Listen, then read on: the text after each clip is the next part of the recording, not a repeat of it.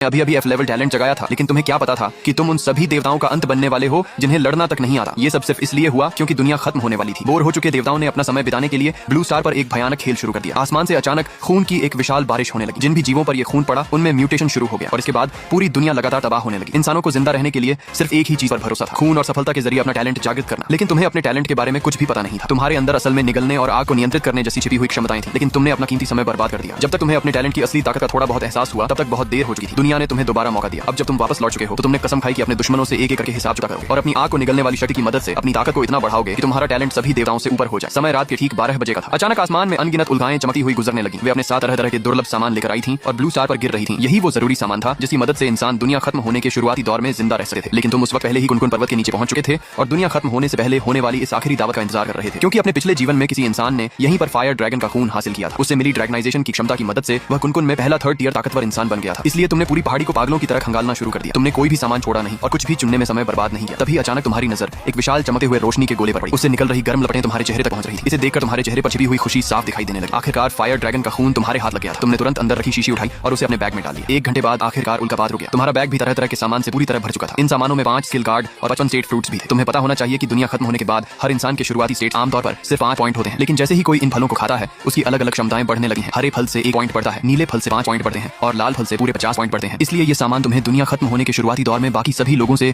बहुत आगे निकालने के लिए काफी था। लेकिन अभी इन फलों को खाना सही समय नहीं था, क्योंकि टैलेंट जागृत होने के बाद ही